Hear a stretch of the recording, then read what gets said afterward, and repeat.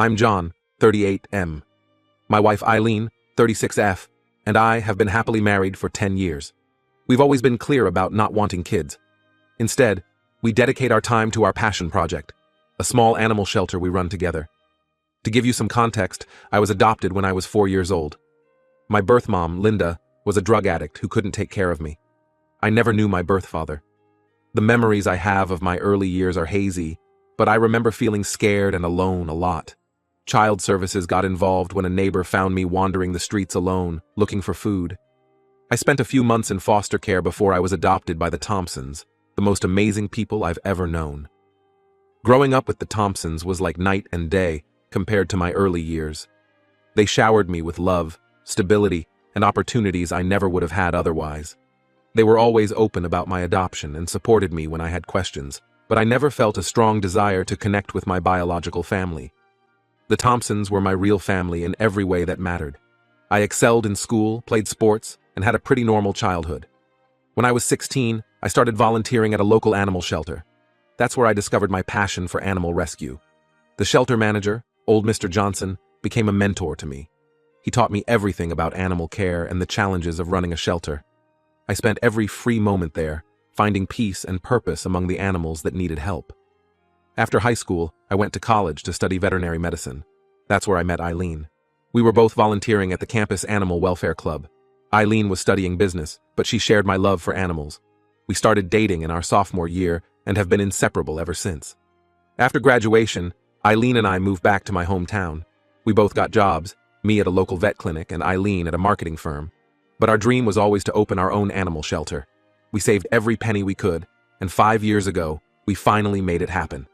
We bought an old farmhouse on the outskirts of town and converted it into a shelter. It's been hard work, but it's the most rewarding thing we've ever done. Now here's where things get complicated. Last year, I got a surprising call from a guy named Mike, 28M, claiming to be my half-brother.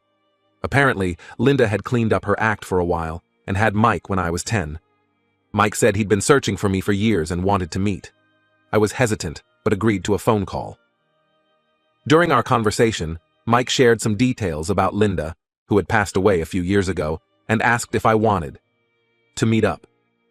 He told me that Linda had always regretted giving me up and had tried to find me when she got clean. He said she kept my baby photos and would talk about me often. This information stirred up a lot of emotions I thought I'd dealt with long ago. Part of me was curious about Linda's life after me, but a larger part was afraid of opening old wounds. I politely declined meeting up, explaining that I wasn't interested in exploring that chapter of my life. Mike seemed disappointed but said he understood. Fast forward to last month. I got a call from social services in Mike's state. They informed me that Mike and his wife had died in a house fire, leaving behind their 6-year-old daughter, Emily. The social worker explained that they were trying to place Emily with family members and asked if I would consider taking her in. I was shocked by the news and felt terrible for Emily. The social worker told me that Emily had been in the house when the fire started, but was rescued by a neighbor. She's physically okay, but understandably traumatized. They also mentioned that Emily has some learning difficulties and might need extra support. After discussing it with Eileen, we decided we couldn't take Emily in. We have no experience with kids, our lives aren't set up for a child, and most importantly, we don't want to be parents. Our shelter takes up most of our time and energy. We often work late into the night caring for sick animals or rescuing strays. It's not an environment suited for raising a child, especially one with special needs. I explained this to the social worker and declined. I offered to help find other family members who might be able to take Emily, but the social worker said they had already exhausted those options. Word got out to my extended adoptive family, and now I'm facing a lot of backlash. My Aunt Carol, who's always been a bit judgmental, called me heartless for abandoning my niece. She said that if someone had done the same to me, I would have ended up in the system. My cousin Tom, who has 3 kids of his own, said I was selfish for choosing animals over family. Even my parents, who have always been supportive, expressed disappointment in my decision. They reminded me of how much love and stability they gave me when they adopted me, and suggested I could do the same for Emily. Their arguments are that Emily is blood family, that she's already traumatized and needs stability, and that Eileen and I are financially stable enough to take her in. They say we have a moral obligation to help her, especially given my own background as an adopted child. But here's my perspective. I never even met Mike in person, let alone Emily. I don't feel a connection to them beyond basic human empathy. I believe family is more than just DNA. The Thompsons chose me and gave me a wonderful life. I didn't choose to have a sibling, and I certainly didn't choose to have a niece. Eileen and I have built our life around our animal rescue work. It's not just a job for us, it's our passion and our purpose. Taking in a child would mean giving that up, which feels wrong to us. We'd have to significantly scale back our operations, which would mean turning away animals in need. Is it fair to prioritize one child we've never met over the hundreds of animals we help each year? Moreover, I worry about the impact on Emily. We're not equipped to deal with the trauma she's experienced or her learning difficulties. Wouldn't she be better off with a family that actually wants children and knows how to care for them? I've tried explaining this to my family, but they're not listening. They keep pushing, saying I'll regret this decision later in life. It's causing a rift in the family, with some relatives barely speaking to me now. Last Sunday's family dinner was incredibly tense, with pointed comments and disapproving looks thrown my way throughout the meal. The whole situation has stirred up a lot of complicated feelings about my own adoption and biological family. I'm grateful for the life I have, but I can't help wondering if I'm somehow betraying the gift I was given by not paying it forward. Am I being an asshole here? Should I reconsider my decision? Or am I right to stick to my guns and the life Eileen and I have chosen? Update 1. It's been a month since my original post, and a lot has happened. I wanted to give you all an update and get your thoughts on some new developments. First, thank you to everyone who shared their perspectives. It gave me a lot to think about. After reading through the comments, Eileen and I had a long talk about our decision. We still feel that we made the right choice for us, but we wanted to see if there was a way we could help Emily without becoming her guardians. I reached out to the social worker handling Emily's case. I explained that while we couldn't take her in, we wanted to know if there were other ways we could support her. The social worker told me that Emily's paternal grandmother, Diane, 65F, had stepped forward to take custody of her. However, Diane was struggling financially and wasn't sure she could provide everything Emily needed. Diane, as it turns out, has her own complicated backstory. She raised Mike as a single mother after his father abandoned them when Mike was just a baby. She worked 2 jobs to make ends meet, which meant Mike often had to fend for himself.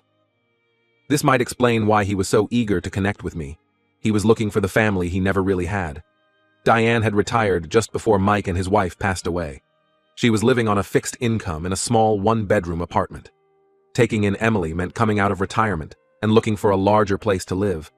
She was willing to do it, but she was understandably overwhelmed.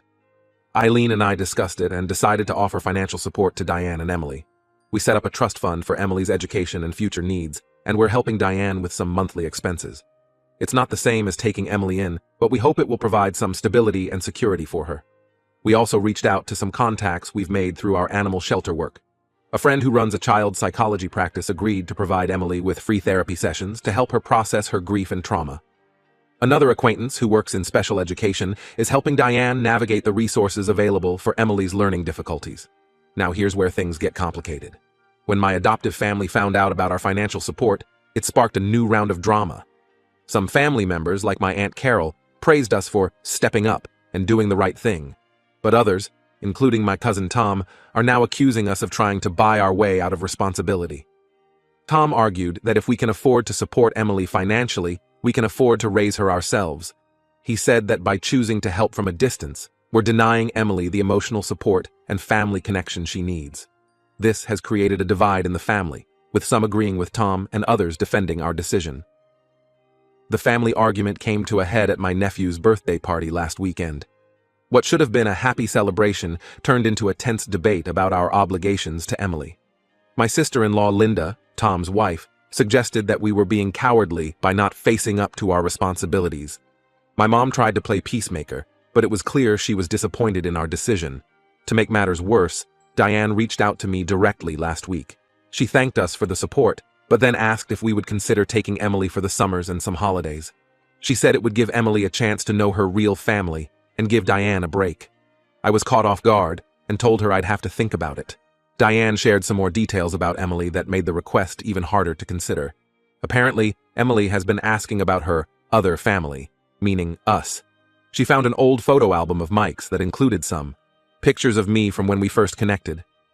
Emily has been carrying around a photo of me and asking when she can meet her Uncle John. This revelation hit me hard. I've been trying to maintain emotional distance from the situation, but hearing about Emily's interest in me made it feel much more real. I found myself wondering what she's like, if she has Linda's eyes or Mike's smile. Eileen and I are torn. On one hand, we still don't want to be parents, even part-time. We worry that this arrangement could confuse Emily and complicate her relationship with Diane. Our work at the shelter is busiest in the summer months, when we get a lot of abandoned pets and wildlife rescues. Taking care of a child during this time would be incredibly challenging. On the other hand, we feel guilty saying no, especially after hearing how Emily has been struggling to adjust. We can't help but wonder if spending time with us might give her some sense of connection to her parents. The whole situation has made me reflect on my own childhood and the impact my adoption had on me. I remember feeling curious about my birth parents when I was Emily's age, even though I was happy with the Thompsons. I wonder if I'm denying Emily the chance to know her family history in a way I never could. So now we're back to questioning our decisions. Are we doing enough? Should we consider Diane's request? Or are we right to maintain clear boundaries? The family pressure is intense, and it's starting to affect our relationships with people we care about. I'd appreciate any advice on how to navigate this situation. How do we balance our choices with the needs of a child we've never met, all while managing family expectations? Update 2. It's been another 2 months, and I'm back with another update. Things have taken an unexpected turn, and I'm really struggling with how to handle it. After much discussion, Eileen and I decided to decline Diane's request for summer and holiday visits. We felt it would be unfair to Emily to have us pop in and out of her life when we're not prepared to be consistent parental figures. We communicated this to Diane as gently as possible, reaffirming our commitment to financial support, but explaining our reasons for maintaining distance. Diane seemed to understand, but a week later, we received a lengthy email from her. She shared that Emily had been asking about us, curious about her aunt and uncle who were helping them. Diane had shown Emily some old photos of Mike, which included me in the background of one. Emily apparently fixated on this and kept asking when she could meet us. Reading this email was tough. We felt guilty, even though we knew we'd made. The decision we felt was best. But what came next really threw us for a loop. Last weekend, we had a surprise visitor at our animal shelter. It was Diane, with Emily in tow. They had driven over 300 miles to see us. Diane apologized for showing up unannounced, but said Emily had been begging to meet us, and she thought it would be good for all of us. Seeing Emily in person was surreal. She looks so much like Mike. It was almost like seeing a ghost. She has the same curly hair and dimpled smile that I remember from the few photos Mike sent me. But her eyes, they were unmistakably Linda's. It brought back a flood of memories from my early childhood that I thought I'd forgotten. Emily was shy at first, but quickly warmed up when we showed her around the shelter. She was especially taken with a litter of kittens we'd recently rescued. Watching her gentle interactions with the animals, I couldn't help but see a bit of myself in her.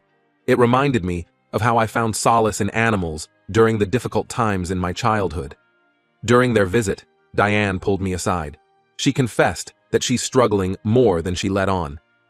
Emily's having nightmares and behavioral issues at school. She's been acting out, getting into fights with other kids, and her grades are suffering. The therapist suggested that connecting with family might help Emily process her grief. Diane pleaded with us to reconsider being part of Emily's life, even if just as distant relatives who see her occasionally. Diane also shared some things about Mike that I hadn't known before. Apparently, he had struggled with addiction in his early 20s, much like our mother, but he had gotten clean and turned his life around. He became a counselor at a rehab center, helping others overcome their addictions.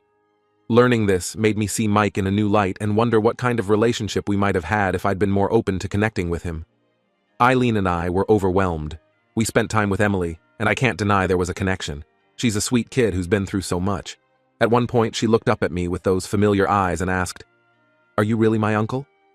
The vulnerability in her voice broke something in me, but at the same time, we still don't feel equipped to be parental figures, even part-time ones. Our life is built around our animal rescue work. Just last month, we took in a group of abused dogs from a puppy mill bust. We've been working around the clock to rehabilitate them. It's rewarding work, but it's also exhausting and time-consuming. How could we possibly fit a child into this life? After Diane and Emily left, Eileen and I had a massive argument. Our first real fight in years. Eileen feels we need to maintain our boundaries and stick to our original decision. She's worried that getting involved now will lead to pressure to do more and more until we end up as de facto parents.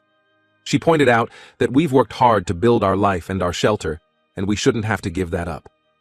I see her point, but I also feel incredibly guilty. The image of Emily's hopeful face as she asked when she could visit again is haunting me. I keep thinking about my own adoption story and how different my life could have been if the Thompsons had decided they weren't equipped to take me in. Our family is split. Some are furious that we didn't immediately agree to be part of Emily's life after meeting her. My Aunt Carol called and berated me for an hour, saying I was selfish and cruel. On the other hand, my brother, also adopted, supports our decision. He said that adoption and family building should always be a choice, not an obligation. I'm at a loss. How do we navigate this? Is there a middle ground between completely shutting Emily out and becoming surrogate parents? How do we balance our life choices with the needs of a grieving child? Any advice would be deeply appreciated. Update 3. It's been 6 months since my last update, and I wanted to share the resolution to this complicated situation. After much soul-searching and many long discussions, Eileen and I made a decision. We realized that while we still don't want to be parents, we could be present in Emily's life in a limited capacity. We agreed to monthly video calls with Emily and Diane, and we invite them to visit our animal shelter twice a year. This compromise hasn't been easy to implement. We had to have several conversations with Diane to set clear boundaries and expectations. We made it clear that we're not taking on a parental role, but rather acting as a sort of aunt and uncle figure to Emily. Diane was initially hopeful we'd change our minds about custody, but she's come to accept our level of involvement. Our first few video calls with Emily were awkward. We weren't sure what to talk about or how to interact with her. Emily was shy and often looked to Diane for reassurance. But as the calls continued, we started to find our rhythm. We talk about her school, our animals, and sometimes she asks questions about her dad. We're careful to maintain appropriate boundaries, positioning ourselves as friendly aunt and uncle figures rather than parental replacements. Emily visited the shelter for the first time 3 months ago. It was bittersweet seeing how much she'd grown since our initial meeting. She spent hours helping us with the animals, and it was clear how much joy it brought her. She was particularly drawn to a 3-legged dog we had recently rescued. Watching her patiently coax the scared animal out of its shell was both heartwarming and painful. It reminded me so much of myself at her age. Before leaving, she hugged us tightly and said she was glad to have us in her life. That moment stirred up a lot of complicated emotions for me. On one hand, it felt good to know we were making a positive impact on her life. On the other hand, it made me question whether we should be doing more. This experience has changed us in ways we didn't expect. While we're still committed to our child-free lifestyle, we've gained a new perspective on family and responsibility. It's made us reflect on our own definitions of family and the obligations we have to others. Our relationship with our extended family is still strained. Some family members think we should be doing more, while others respect the boundaries we've set. Family gatherings can still be tense, with undercurrents of judgment and disappointment. But we're working on rebuilding those relationships, one conversation at a time. Diane has been sending us updates on Emily's progress. Her nightmares have become less frequent, and she's doing better in school. The therapist believes that having some connection to her biological family has helped Emily process her grief. While it's gratifying to know we've helped, it also brings up feelings of guilt about whether we could or should be doing more. Our animal rescue work continues to be our primary focus. We recently took in a group of cats from a hoarding situation, which has kept us busier than ever. Balancing this work with our commitment to Emily isn't always easy, but we're doing our best to make it work. As for Eileen and me, this situation has brought up some challenging conversations about our future. We're still on the same page about not wanting children of our own, but we've started to discuss what other forms of family and community involvement might look like for us as we get older. We're taking it one day at a time, always reassessing to ensure we're doing what's best for Emily while also staying true to ourselves. It's not perfect, and there are still moments of doubt and guilt. But for now, this compromise feels like the right balance for everyone involved. I'm not sure what the future holds for our relationship with Emily. Will she want more involvement from us as she gets older? Will we regret not taking a more active role in her life? These are questions that keep me up at night sometimes. But for now, we're doing the best we can with the decisions we've made.